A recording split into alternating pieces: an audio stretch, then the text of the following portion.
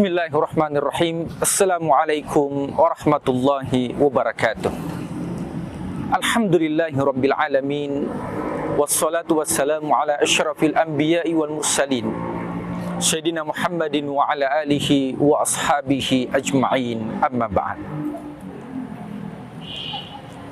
Syllabus people yang dimuliakan Allah Subhanahu wa taala. Sebuah ungkapan yang sering kita dengar ketika memasuki awal-awal bulan suci Ramadan, yaitu marhaban ya Ramadan.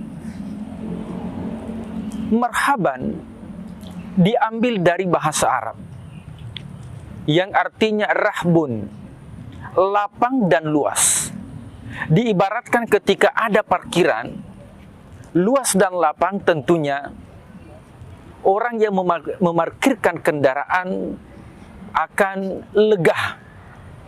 Demikian halnya orang-orang yang memasuki bulan suci Ramadan akan diberikan kelapangan oleh Allah Subhanahu wa taala. Tentunya kelapangan hati, karena Ramadan ini adalah panggilan Allah.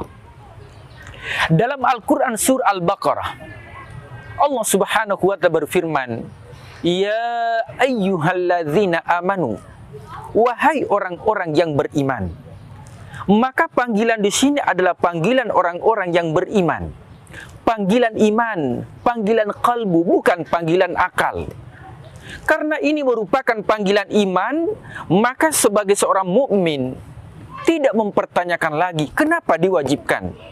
Akan tetapi seorang mukmin akan mengatakan sami'na wa ata'na. Kami mendengar perintah Allah, wa ata'na, dan kami melaksanakan. Di Timur Tengah, ketika menjelang masuk bulan suci Ramadan, kita sering mendengar ungkapan mengatakan Ramadan Karim, Ramadan yang mulia.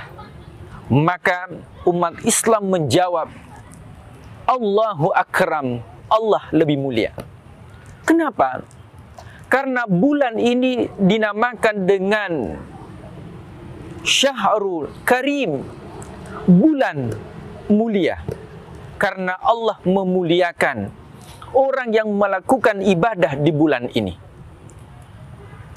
2 bulan sebelum memasuki bulan suci Ramadan, Rasul sallallahu alaihi wasallam mengajarkan kepada kita sebuah doa. Allahumma barik lana fi Rajabin wa Sya'banah. Ya Allah, berikanlah keberkahan di bulan Rajab dan Sya'ban. Wa balikna Ramadan, dan sampaikan umur kami, usia kami di bulan suci Ramadan. Maka orang yang mendapatkan bulan Ramadan adalah orang yang mendapatkan kemuliaan dari Allah Subhanahu wa taala. Maka dinamakan dengan Ramadan Karim, Ramadan yang mulia. Kalau diambil dari segi nama, setiap bulan dalam Islam itu memiliki histori atau latar belakang kenapa dikatakan dengan bulan Ramadan. Karena Ramadan itu diambil dari padang pasir yang memanas. Suhunya sangat panas. Maka pasir yang panas dalam bahasa Arab dinamakan dengan Ramdha. Maka dinamakanlah bulan ini dengan bulan Ramadan. Apa sih yang dibakar? Yang dibakar adalah dosa-dosa manusia. 11 bulan dilakukan, meninggalkan perintah Allah, melakukan maksiat. Tapi ketika masuk bulan suci Ramadan, maka dosa-dosa yang dilakukan berguguran. Seperti halnya ketika untuk mendapatkan kualitas emas nomor 1, maka mesti dibakar terlebih dahulu untuk menghilangkan zat-zat yang lain. Syllabus people yang dimuliakan Allah Subhanahu wa taala. Bulan Ramadan merupakan bulan panggilan Allah. Ya ayyuhalladzina amanu, wahai orang-orang yang beriman. Maka ini merupakan panggilan keimanan. Kutiba alaikum siyam, diwajibkan atas kamu berpuasa. Maka kewajiban berpuasa ini meskipun dalam fikih memiliki level yang berbeda. Ada yang sifatnya wajib seperti puasa Ramadan. Ada yang sifatnya wajib seperti puasa qadha.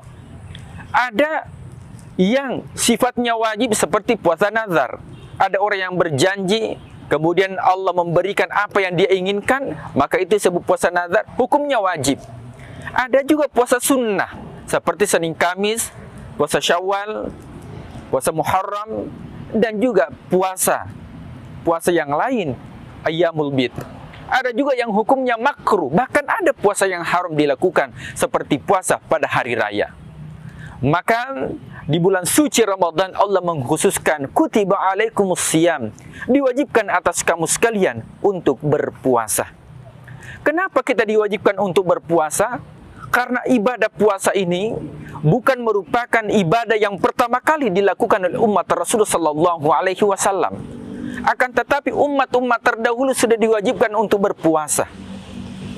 Bukankah dalam Al-Qur'an Allah berfirman, kama kutiba 'alal ladzina min qablikum, sebagaimana diwajibkan umat-umat terdahulu. Maka di ayat ini surah Al-Baqarah menggunakan kata as-siyam, bukan kata saum. Apa artinya as-siyam? As-siyam artinya menahan. Pada masa Nabi Isa alaihissalam, bunda Nabi Isa yang dinamakan dengan Maryam, ketika mengandung Isa yang tidak memiliki bapak, maka Maryam pun berpuasa. Inni nazartu lirrahmani sauma. Saya ini berpuasa. Tapi bagaimana model puasanya Maryam zaman Nabi Isa pada saat itu? Maka puasanya adalah al-imsaku anil kalam walam ukalliman nasa insya. Saya tidak berkata-kata kecuali yang diperlukan saja. Berarti puasa umat-umat terdahulu sudah melakukan ibadah puasa. Maka syariat puasa bagi umat Rasulullah sallallahu alaihi wasallam bukan merupakan syariat yang baru, akan tetapi umat-umat terdahulu kutiba alaikumus siyam, sudah diwajibkan untuk berpuasa. Apa sih tujuan daripada ibadah puasa? Maka di penghujung ayat surah Al-Baqarah Allah Subhanahu wa taala mengatakan la'allakum tattaqun, untuk mendapatkan pribadi yang bertakwa. Maka dalam ibadah itu ada dua. Ada secara hard, ada juga secara soft. Hardware dan software. Hardware-nya itu adalah syariah. Maka ketika kita menahan dari makan dan minum, al-imsaku anil akli wasyurb, kita menahan tidak makan, tidak minum, itu merupakan syariat. Akan tetapi bukan itu yang paling utama dalam ibadah puasa. Tapi yang paling utama dari ibadah puasa adalah la'allakum tattaqun, membentuk pribadi yang bertakwa. Apa itu takwa? Yaitu melakukan perintah Allah dan meninggalkan larangan Allah. Oleh sebab itu, ketika ada orang yang melakukan ibadah puasa, akan tetapi meninggalkan kewajiban yang lain, maka sesungguhnya baru melakukan hardware daripada puasa tersebut, belum melakukan software pada puasa tersebut. Karena tujuan daripada ibadah puasa adalah la'allakum tattaqun, membentuk pribadi yang bertakwa kepada Allah Subhanahu wa taala. Puasa mampu merubah pribadi seseorang. Bukankah seorang bijak memberikan ilustrasi bahwa orang yang berpuasa di bulan suci Ramadan itu diibaratkan puasanya hewan. Hewan antara ulat dengan ular. Kita melihat ular sebelum berganti kulit berpuasa terlebih dahulu. Dia sampai 1 bulan, 2 bulan tidak makan dan minum. Tapi ketika berganti kulit, apakah karakter daripada ular itu ada perubahan? Ternyata tidak ada. Sebelum berpuasa, memakan makanan yang kotor, memangsa dengan makanan yang kotor, rakus. Akan tetapi setelah berpuasa berganti kulit, tabiatnya sama, tetap merusak, memakan makanan yang kotor. Dan ini hanya berpuasa al-imsak, akan tetapi tidak mendapatkan la'allakum tattaqun. Bagaimana dengan puasanya ulat? Ulat dari segi bentuk memang dia rakus, akan tetapi ketika sudah membentuk kepompong, dia berpuasa, menahan diri dari makan dan minum.